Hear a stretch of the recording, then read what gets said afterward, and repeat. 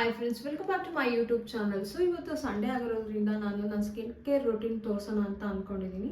So ನಾನೇನು ಜಾಸ್ತಿ fancy ಏನು ಯೂಸ್ ಮಾಡ್ತಿಲ್ಲ. ಸೊ ನಮ್ಮ ಕಿಚನಲ್ಲೇ ಇರೋವಂಥ ಐಟಮಲ್ಲಿ ನಮ್ಮ ಫೇಸ್ನ ನಾವು ಹೇಗೆ ಇದು ಮಾಡ್ಕೋಬೋದು ಅಂತ. ಸೊ ಇಲ್ಲಿ ನಾನು 2 ಸ್ಪೂನ್ಸ್ ಕಾಫಿ ಪೌಡ್ರ್ ತೊಗೋತಿದ್ದೀನಿ.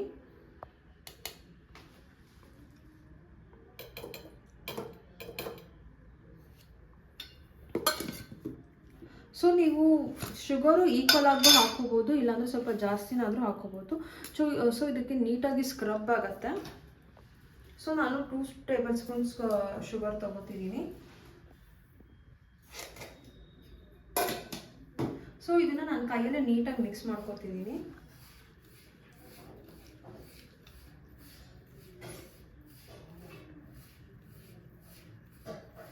ಸೊ ನೀಟಾಗಿ ಮಿಕ್ಸ್ ಮಾಡ್ಕೊಂಡಾದ್ಮೇಲೆ ನಾನು ಇಲ್ಲಿ ಕೊಕೊನಟ್ ಆಯಿಲ್ ಯೂಸ್ ಮಾಡ್ತಿದ್ದೀನಿ.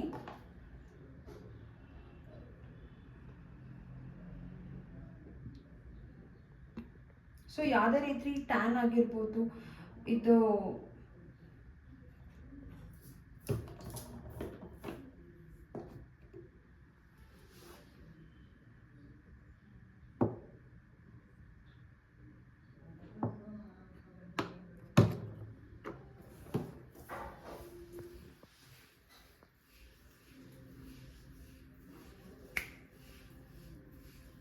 ಸೊ ಈ ಥರ ನಾನು ಕಲಿಸ್ಕೊಂಡಿದ್ದೀನಿ.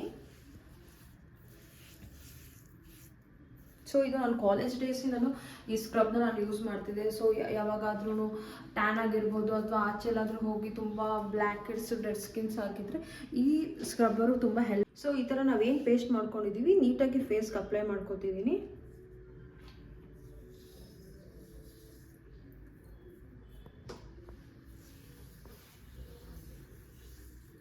ಸೊ ಇದನ್ನು ನಾವು ಬಾಡಿ ಸ್ಕ್ರಬ್ ಹಾಕೋ ಯೂಸ್ ಮಾಡ್ಕೋಬೋದು. ಸೊ ಬಾಡಿಲಿ ಯಾವುದಾದ್ರೂ ಡೆಡ್ ಸ್ಕಿನ್ಸು ಈ ಥರ ಇದ್ದಿದ್ರೆ ಈ ಸ್ಕ್ರಬ್ಬರ್ ತುಂಬ ಹೆಲ್ಪ್ ಆಗುತ್ತೆ. Coffee is best for tan remover. So ನಾವು ಬೀಚಸ್ಗೆಲ್ಲ ಹೋಗಿರ್ತೀವಿ, ಈ ಥರ ಎಲ್ಲಾದರೂ ನಮಗೆ ಕೈ ಕಾಲೆಲ್ಲ ಟ್ಯಾನ್ ಆಗಿದ್ರೆ ಈ ಸ್ಕ್ರಬ್ಬರ್ ತುಂಬ ಹೆಲ್ಪ್ ಆಗುತ್ತೆ.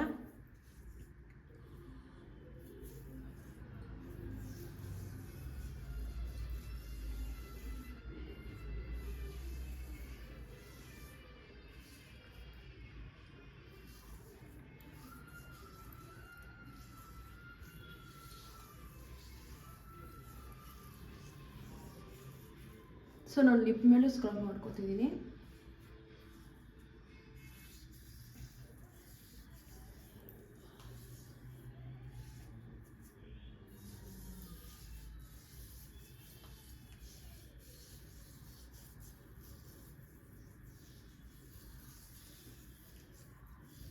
ಸೊ ನಾನು ಪ್ಯೂರ್ ಕೋಕೋನಟ್ ಆಯಿಲ್ ಹಾಕ್ಕೊಂಡಿದ್ದೀನಿ, ಗಾಣದಿಂದ ಮಾಡಿಸ್ಕೊಂಡ್ಬಂದಿರೋಂಥ ಕೋಕೋನಟ್ ಆಯಿಲ್ ಹಾಕ್ಕೊಂಡಿದ್ದೀನಿ. ಸೊ ನಾನು ಯಾವುದೋ ಆಚೆ ಪ್ಯಾಕೆಟ್ ಏನು ಯೂಸ್ ಮಾಡಿಲ್ಲ.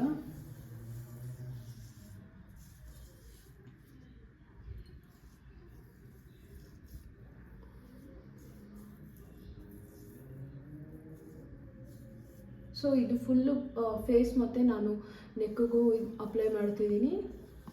ಸೊ ಇದನ್ನು ಹಾಕಿ ಜಸ್ಟ್ ನಿಮ್ಗೆ ಎಲ್ಲೆಲ್ಲಿ ತುಂಬ ಬ್ಲ್ಯಾಕ್ ಹೆಡ್ಸು, ತುಂಬ ಟ್ಯಾನ್ ಆಗಿದೆ, ಜಸ್ಟ್ 2 to 3 ಸೆಕೆಂಡ್ಸ್ ಮಾಡ್ಕೊಳ್ಳಿ ಅಷ್ಟೇ. ಜಾಸ್ತಿ ಸ್ಕ್ರಬ್ ಮಾಡ್ಕೊಳಕ್ಕೆ ಹೋಗ್ಬೇಡಿ, ಬಿಕಾಸ್ ನಿಮ್ಮದು ಸ್ಕಿನ್ ಪೀಲ್ ಆಗೋಕ್ಕೆ ಸ್ಟಾರ್ಟ್ ಆಗುತ್ತೆ.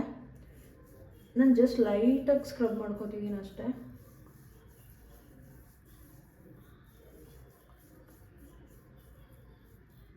ಜಸ್ಟ್ ನಾನು ಡೆಡ್ ಸ್ಕಿನ್ಸು ಇದೆಲ್ಲ ರಿಮೂವ್ ಆಗಲಿ ಅಂತ ಅಷ್ಟೇ.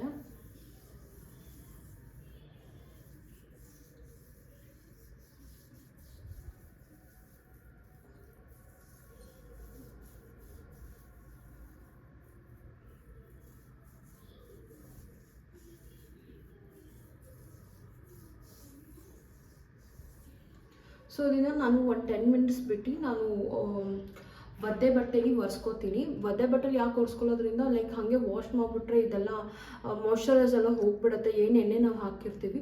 ಸೊ ಹಾಗೆ ಒದ್ದೆ ಬಟ್ಟೆಲಾದರೂ ಒರೆಸ್ಕೋಬೋದು, ಇಲ್ಲ ನೀವು ಸ್ವೆಟ್ ಟಿಶ್ಯೂನಲ್ಲಾದರೂ ವೈಪ್ ಮಾಡ್ಕೋಬೋದು.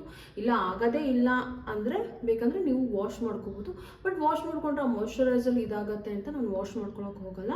ಸೊ ಈ ಸ್ಕ್ರಬ್ ಏನಾದರೂ ನಿಮ್ಗೆ ಇಷ್ಟ ಆಗಿದೆ ನನ್ನ ಪೇಜ್ನ ಫಾಲೋ ಮಾಡಿ, ಪ್ಲೀಸ್ ಸಬ್ಸ್ಕ್ರೈಬ್ ಮಾಡ್ಕೊಳ್ಳಿ. ಆ್ಯಕ್ಚುಲಿ ಎಷ್ಟೊಂದು ಜನ ನನ್ನ ವಿಡಿಯೋ ನೋಡ್ತೀರಾ, ಬಟ್ ನೀವು ಸಬ್ಸ್ಕ್ರೈಬ್ ಮಾಡ್ಕೊಳ್ದೇ ಇರೋರೇ ಜಾಸ್ತಿ ನೋಡ್ತೀರಾ. ಸೊ ಈ ವಿಡಿಯೋ ನಿಮ್ಗೆ ಇಷ್ಟ ಆಗಿದ್ರೆ ಲೈಕ್, ಶೇರ್, ಸಬ್ಸ್ಕ್ರೈಬ್ ಮಾಡ್ಕೊಳ್ಳಿ. ಅದಾದಮೇಲೆ ನಾನು ಕ್ವಿಕ್ ಸಾಂಬಾರು ರೆಸಿಪಿ ತೋರಿಸೋಣ ಅಂತ ಅಂದ್ಕೊಂಡಿದ್ದೀನಿ. ಸೊ ಇಲ್ಲಿ ಒಂದು ಪಾತ್ರೆಗೆ ಎಣ್ಣೆ ಮತ್ತು ಸಾಸಿವೆ, ಜೀರಿಗೆ, ಕರ್ಬೇವಿನ ಸೊಪ್ಪು ಮತ್ತು ಜಜ್ಜಿರೋಂಥ ಬೆಳ್ಳುಳ್ಳಿ ಹಾಕಿ ಚೆನ್ನಾಗಿ ಬಾಡಿಸ್ಕೊಂಡಿದ್ದೀನಿ. ಸೊ ಈ ಸಾಂಬಾರು ರೆಸಿಪಿ ನಾವು ಕ್ವಿಕ್ಕಾಗೂ ಮಾಡ್ಕೋಬೋದು, ಅಕಸ್ಮಾತ್ ನಮ್ಗೆ ಟೈಮ್ ಇಲ್ಲ ಅಂದರೆ ಅರ್ಜೆಂಟಾಗಿಯೂ ಮಾಡ್ಕೋಬೋದು. ಆಮೇಲೆ ಪ್ರೋಟೀನ್ ರಿಚ್ ಸಾಂಬಾರು ಕೂಡ ಹೌದು. ಬೆಳ್ಳುಳ್ಳಿ ಹಸಿ ವಾಸನೆ ಹೋಗೋ ತನಕ ಫ್ರೈ ಮಾಡ್ಕೊಂಡಿದ್ದೀನಿ. ಅದಾದಮೇಲೆ ನಾನು ಒಂದು ಮೀಡಿಯಮ್ ಸೈಜ್ ಈರುಳ್ಳಿ, ಚಿಕ್ಕದಾಗಿ ಹೆಚ್ಚಿರೋಂತಹ ಈರುಳ್ಳಿ ಹಾಕ್ಕೊಂಡಿದ್ದೀನಿ. ಅದಾದಮೇಲೆ ನಾನು ಚಿಕ್ಕದಾಗಿ ಹೆಚ್ಚಿರೋಂಥ ಟೊಮೊಟೊ ಹಾಕ್ಕೊಂಡಿದ್ದೀನಿ. ಟೊಮೊಟೊ ಸಾಫ್ಟ್ ಆಗೋ ತನಕ ನೀಟಾಗಿ ಬೇಯಿಸ್ಕೊಂಡಿದ್ದೀನಿ. ಸ್ವಲ್ಪ ಬೇಗ ಬೇಯಬೇಕು ಅಂದರೆ ನೀವು ಸ್ವಲ್ಪ ಉಪ್ಪು ಹಾಕ್ಕೊಂಡ್ರೆ ಬೇಗ ಟೊಮೊಟೊ ಬೆಂದು ಸಾಫ್ಟ್ ಆಗುತ್ತೆ.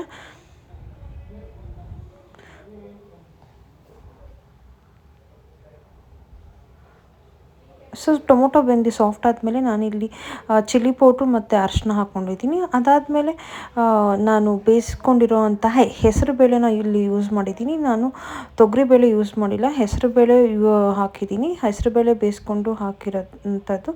ಇದು ಸಾಂಬಾರು ತುಂಬ ನೀರ್ನಾಗ ಬರೋಲ್ಲ, ಸ್ವಲ್ಪ ಸೆಮಿ ತಿಕ್ನೆಸ್ ಮಾಡಿಕೊಂಡ್ರೆ ಟೇಸ್ಟ್ ಚೆನ್ನಾಗಿರುತ್ತೆ. ಅದಾದಮೇಲೆ ನಾನು ಟೇಸ್ಟ್ಗೆ ಲಾಸ್ಟಲ್ಲಿ ನಾನು ಕೊತ್ತಂಬರಿ ಸೊಪ್ಪು ಹಾಕ್ಕೊಂಡಿದ್ದೀನಿ. ಈ ಸಾಂಬಾರು ತುಂಬಾ ಟೇಸ್ಟಿಯಾಗಿರುತ್ತೆ, ಆಮೇಲೆ ತುಂಬಾ ಈಸಿ ಮಾಡೋಕ್ಕೆ.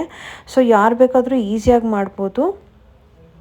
ನೀವು ಬೇಳೆನ ಚೆನ್ನಾಗಿ ಬೇಯಿಸ್ಕೊಂಡಿರಬೇಕು, ಯಾವುದೇ ರೀತಿ ಬೇಳೆ ಥರ ಇರಬಾರ್ದು. ನುಣ್ಣಗೆ ಬೇಯಿಸ್ಕೊಂಡ್ರೆ ತುಂಬ ಚೆನ್ನಾಗಿರುತ್ತೆ, ಟೇಸ್ಟಿಯಾಗಿರುತ್ತೆ ಈ ಸಾಂಬಾರು. ಇದಕ್ಕೆ ಜಾಸ್ತಿ ನಾನೇನು ಮಸಾಲೆ ಹಾಕಿಲ್ಲ, ಬರೀ ನಾನು ಚಿಲ್ಲಿ ಪೌಡ್ರ್ ಹಾಕಿದ್ದೀನಿ ಅಷ್ಟೇ. ನಿಮಗೆ ಬೇಕಾದರೆ ಲಾಸ್ಟಲ್ಲಿ 1 ಟೇಬಲ್ ಸ್ಪೂನ್ ಅಥವಾ 1/2 table spoon garam masala powder ಹಾಕೋಬೋದು.